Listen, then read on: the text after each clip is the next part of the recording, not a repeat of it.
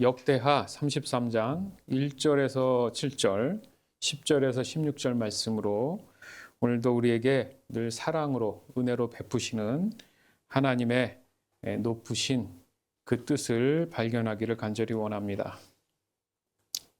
사실 우리가 겸손을 말하게 된 것은 교만 때문입니다. 교만 때문. 즉 구원이 절실한 이유가 뭐 때문이죠? 나의 죄 때문이죠. 일반적으로 알려진 교만은 어떤 뜻이에요?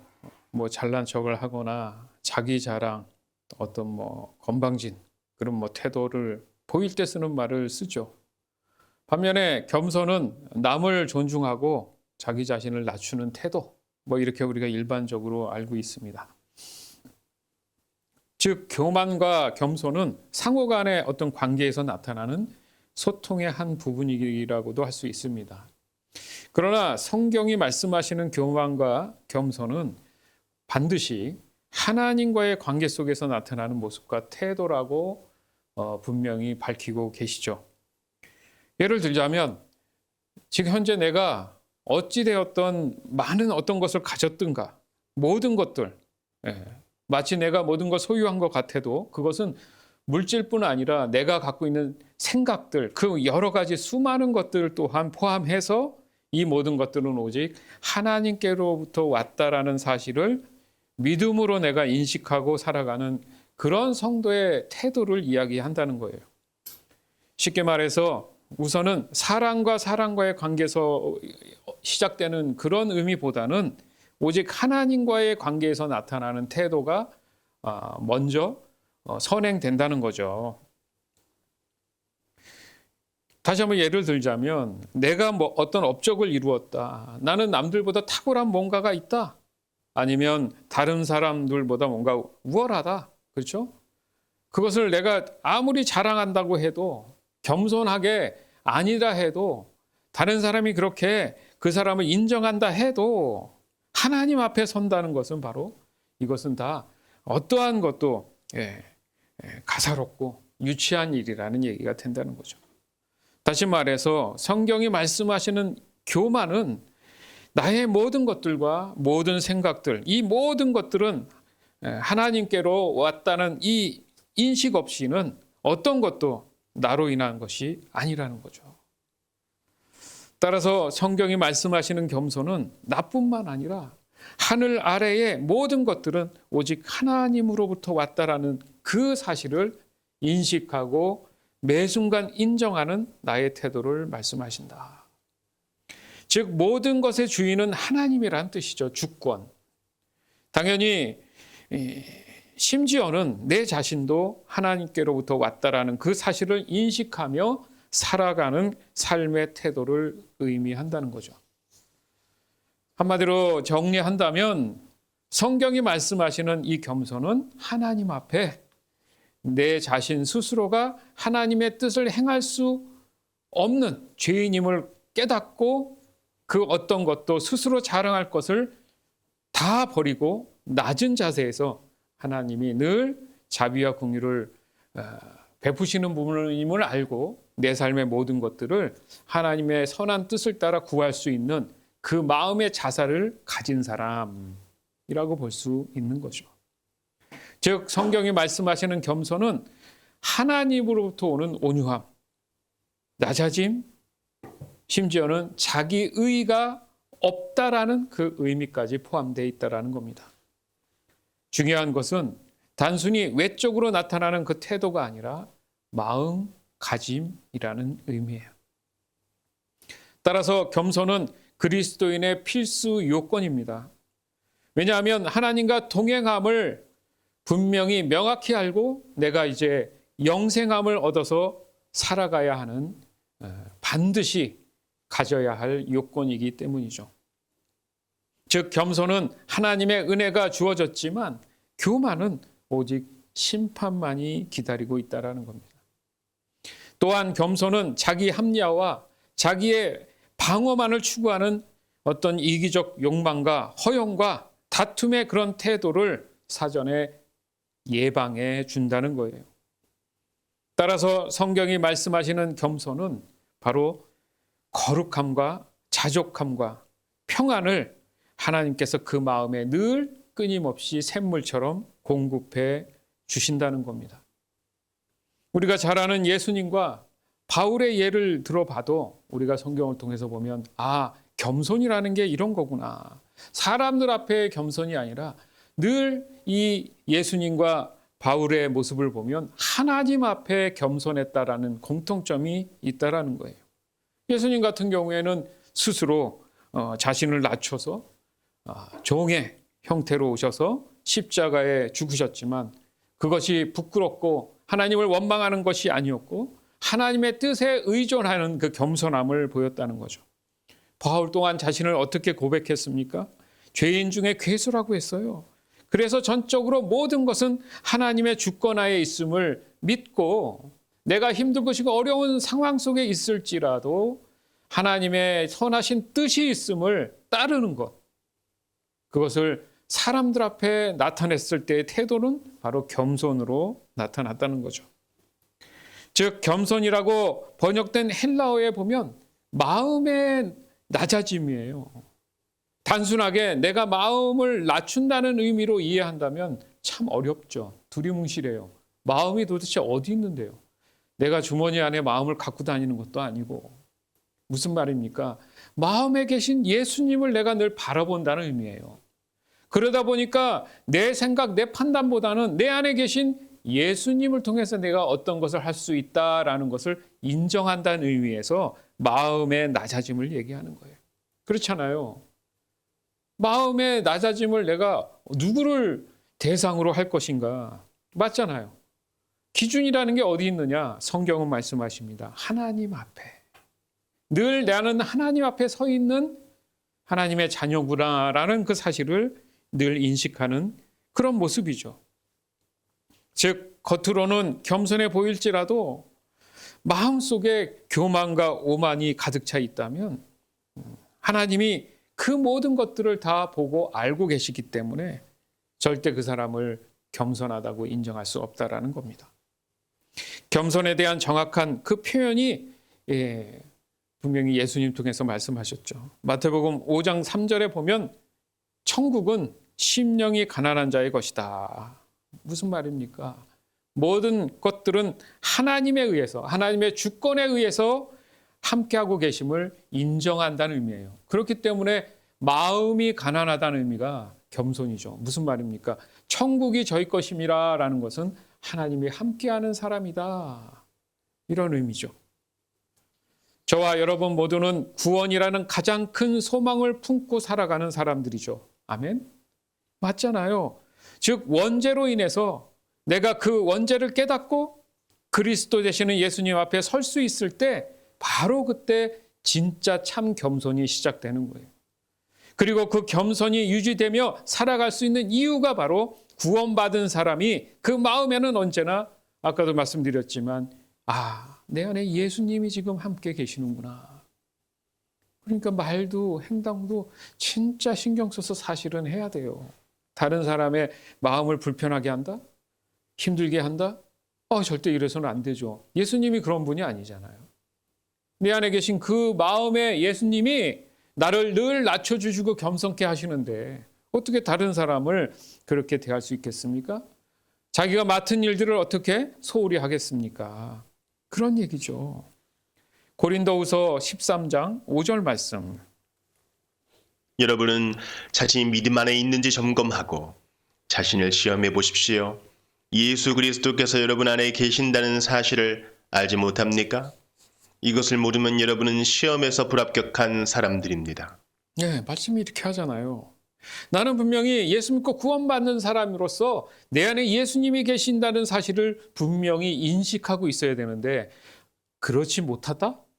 모른다면 당신은 그 시험에 불합격한 사람이다. 항상 내 자신의 믿음에 관해서는 나를 점검하고 체크할 수 있어야 됩니다. 항상 나를 돌아보지 않고서는 어느 순간 내가 겸손을 잃어버릴 수 있다는 거예요. 내가 했고 내가 어떤 것을 이루었고 아닙니다.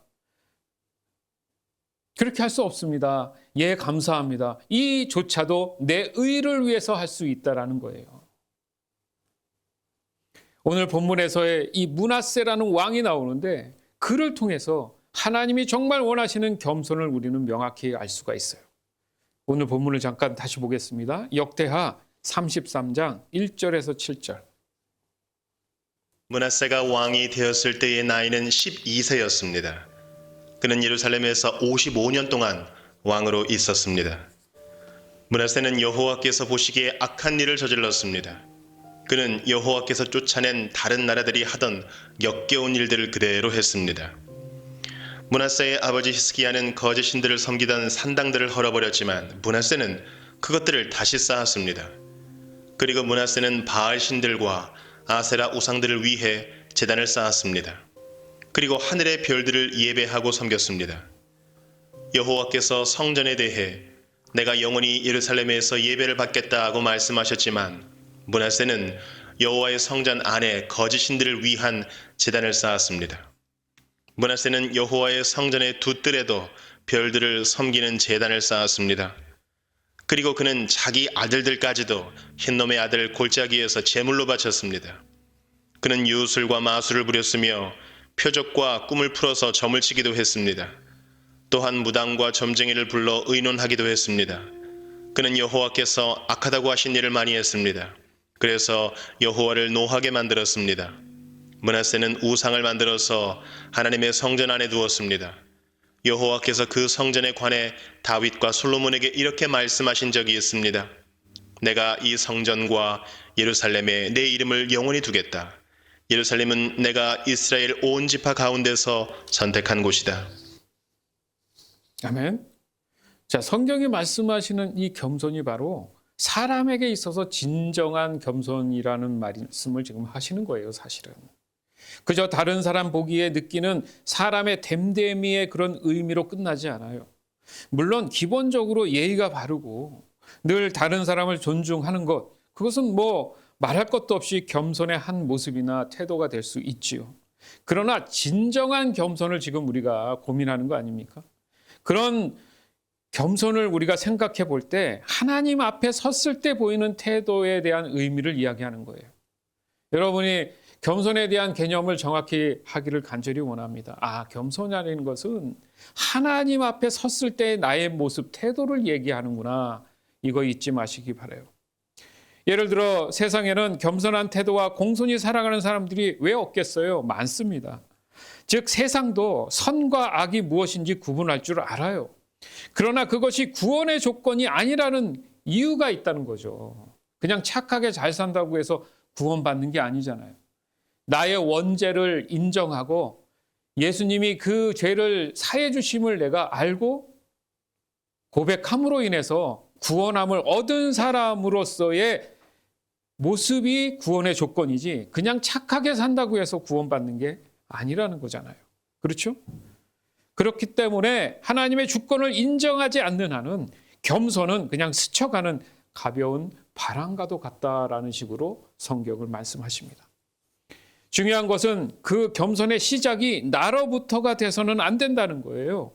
즉 우선순위가 하나님 보실 때 겸손함이 나타나야 된다. 그러니까 기준이 늘 하나님 말씀이겠죠. 그것이 우리 모두가 잘 아는 하나님 말씀에 대한 전적인 순종이라는 겁니다. 이 순종이 가능하다는 것이 바로 자신의 의로 인한 겸손이 아니라 하나님의 말씀 곧 기준, 선하심, 그 의에 따라서 나타나는 진정한 겸손이라고 할 수 있다는 거죠. 본문의 므낫세는 어떻습니까? 아버지 히스기야 왕의 그 겸손함을 뒤따르지 않았어요. 물론 12살이라는 어린 나이에 시작되어서 철모를 때가 있지만 55년을 통치했다는 것은 주변 얘기에 너무 많이 기울인 것도 있겠지만 자신 스스로가 정말 아버지를 생각한다면 아버지의 그 겸손한 하나님을 그렇게 섬겼던 그 아버지의 모습을 따랐어야 되는데 도리어 하나님의 그 주권을 무시하고 자신이 왕이라는 그 이유 때문에 자신의 의를 위해 하나님이 제일 싫어하는 우상을 하나님의 성전까지 들여놓았다는 겁니다. 심지어는 어떻습니까? 자신의 아들들까지도 우상의 제물로 바쳤죠. 미친 거죠. 이 정도면 심각한 상태가 된 거예요. 자신 스스로 자신의 의에 잡혀 먹힌 거예요. 철저히 이기적이고 욕망적으로 사람이 변질돼 버렸다는 거죠. 그렇습니다. 사람이 어느 날 갑자기 절대 권력을 잡게 되면 누구나 이 위험성을 가지고 있다라는 메시지를 품고 있습니다.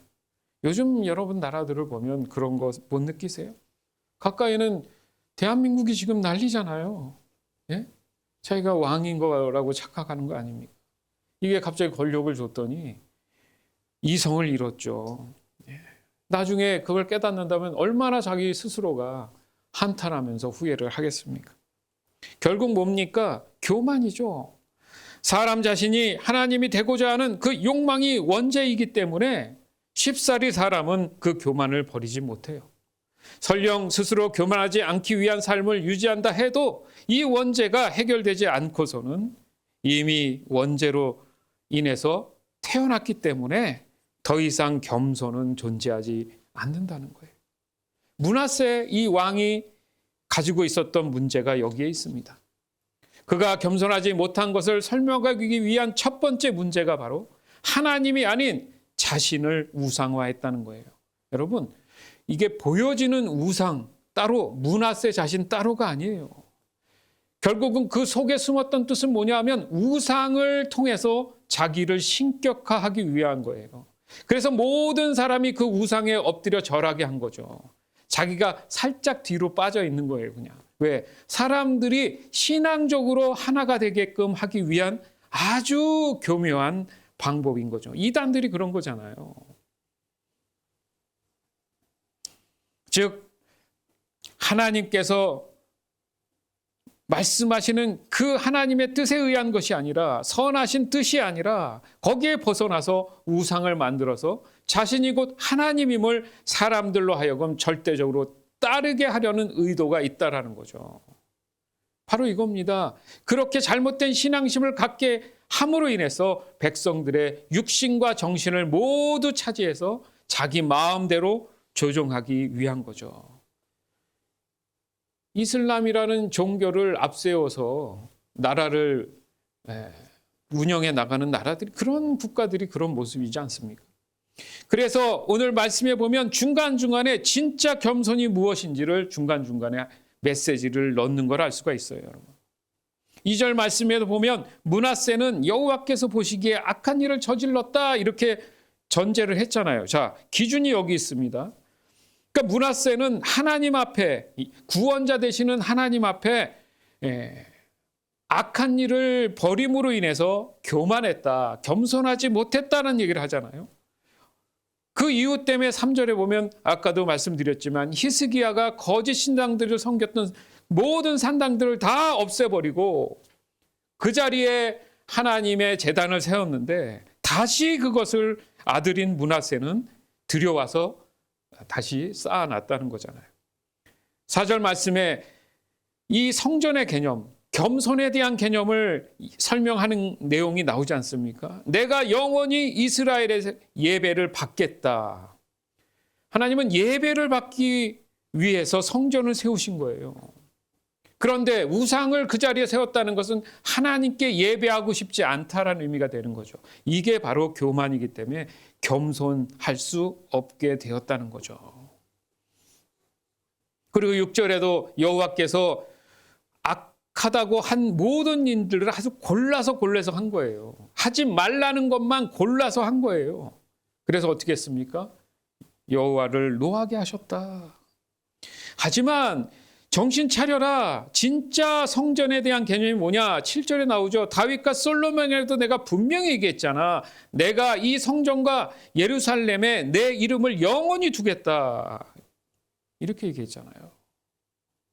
오늘날로 따지면 영적인 바로 그 성전이 여러분과 저인 것처럼 교회의 공동체 안에 하나님께서 이 메시지를 끊임없이 줌으로 인해서 너희는 늘 하나님 앞에 겸손해라. 그 겸손함으로 일상을 보내라. 사실 이 말씀을 하시는 거예요.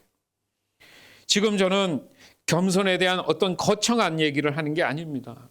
어려운 어떤 신앙적인 그런 믿음에 대한 그 얘기를 하려는 게 아니에요. 근거적으로는 그것은 맞지만 지금 원색적이고 본질적인 의미에서 진정한 겸손이 무엇인지를 먼저 알므로 인해서 여러분 스스로가 능동적으로 믿음에 관한 문제, 신앙에 관한 문제를 온전히 알고 올바른 방향으로 일상을 보내기를 원하는 거죠. 즉, 더 나아가서는 정말 원하고 기도하고 바라는 그 마음은 여러분 안에 있는 평안과 자유함을 누리게 하려는 의도가 있다는 겁니다.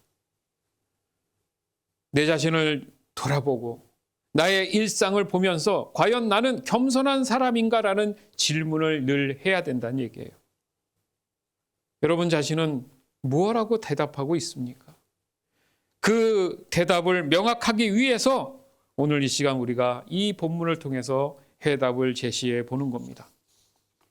그것은 곧 내 스스로 하나님 되기보다는, 나를 위한 것들을 만들기보다는 하나님을 보다 더 사랑하는 그런 존재로서 내 스스로 나를 냉철하게 늘 돌아보는 그 신앙, 그 경건함을 항상 유지해야 된다는 의미죠.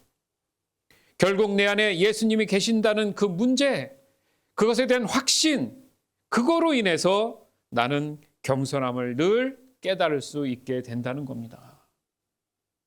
12월은 성탄절, 예수님이 오신 날에 대해서 우리가 의미를 두고 예배하잖아요. 바로 겸손을, 예수님의 겸손을 우리가 배우고자 하는 거예요. 역대하 33장 10절에서 16절. 여호와께서 므낫세와 그의 백성에게 말을 해도 그들은 듣지 않았습니다. 그래서 여호와께서 아시리아 왕의 군대를 보내 유다를 치게 하셨습니다. 그들은 므낫세를 사로잡아 쇠사슬로 손을 묶어 바빌론으로 끌고 갔습니다. 므낫세는 고통을 당하는 가운데 그의 하나님 여호와께 빌었습니다. 므낫세는 자기가 조상들의 하나님 앞에서 저지른 일들을 뉘우쳤습니다. 므낫세가 기도드리니 여호와께서 들으시고 그를 불쌍히 여기셨습니다. 그래서 여호와께서 그를 예루살렘으로 돌려보내 주셨습니다. 그때서야 므낫세는 여호와께서 참 하나님이신 것을 깨달았습니다. 그 일이 있은 뒤에 므낫세는 다윗성의 바깥 성벽을 다시 쌓았습니다.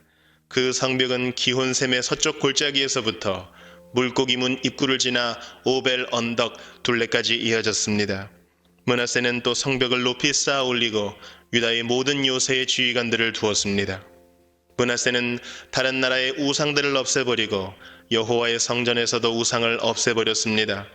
그는 성전 언덕과 예루살렘에 자기가 쌓아놓은 제단들을 헐어낸 다음 성 밖으로 던져버렸습니다. 그런 뒤에 그는 여호와의 제단을 쌓았습니다. 그리고 그 위에 화목제물과 감사제물을 여호와께 바쳤습니다. 므낫세는 유다의 백성에게 명령하여 이스라엘의 하나님이신 여호와를 섬기라고 명령했습니다. 아멘. 므낫세를 보면 완전히 사람이 달라졌죠. 바뀌었죠. 깨닫는 시점이 있었어요. 예.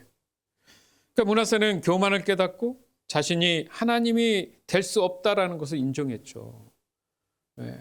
뭐든지 다 할 수 있다라는 착각에서 벗어난 거죠. 즉 므낫세는 진정한 겸손이 무엇인지 깨달았다. 이 말은 뭐냐면 하나님이 계시는구나. 실제적으로 계시는구나. 근데 므낫세가 과연 하나님이 계시지 않는다고 부인했느냐? 그렇지는 않아요. 이따가 다시 말씀드리겠지만 그렇게 본다면 므낫세는 하나님을 모르는 사람이 아니었다는 얘기죠. 즉 알면서도 모른 척했다는 거죠. 이게 바로 죄의 속성이에요. 주님 꼭 이렇게 고난을 나에게 줘야 됩니까? 고통을 줘야 됩니까? 때론 그런 거예요. 보세요. 하나님께서 므낫세에게 다른 군대를 통해서 힘들고 어렵게 했다. 이것을 므낫세 입장에서는 그냥 고난이라고 단순히 생각하지만 하나님 입장에서는 그 기회를 통해서, 계기를 통해서 므낫세에게 깨닫고 돌아오길 원하시는 거지, 마치 그것이 벌 주어서 므낫세를 죽이기 위한 게 아니라는 거예요. 우리의 고난과 어려움이 때로는 나의 의지 없이, 특별히 욥 같은 사람이 그런 거잖아요. 나의 의지 없이 그럴 수도 있지만 반대일 경우도 분명히 있다라고 제가 여러 번 말씀드렸어요. 그것은 나를 싫어해서 하나님이 벌을 주시기 위함이 아니라 깨닫고 다시 돌아오려고 하는 사랑이죠. 은혜죠. 그것을 다행히도 므낫세는 깨달았다는 겁니다. 그렇습니다. 구원자 되시는 예수님이 어떤 분이에요? 13절에 보니까 므낫세가 기도드리니 절박하고 간절했죠. 여호와께서 하나님께서 들으시고 그를 어떻게 하셨어요? 불쌍히 여기셨다. 지난번에도 함께 나눴지 않습니까? 우리가 기도할 때 어떻게 기도해요? 불쌍히 여겨 주시옵소서, 자비를 베풀어 주시옵소서라는 겸손한 마음을 가져야 된다 그랬잖아요.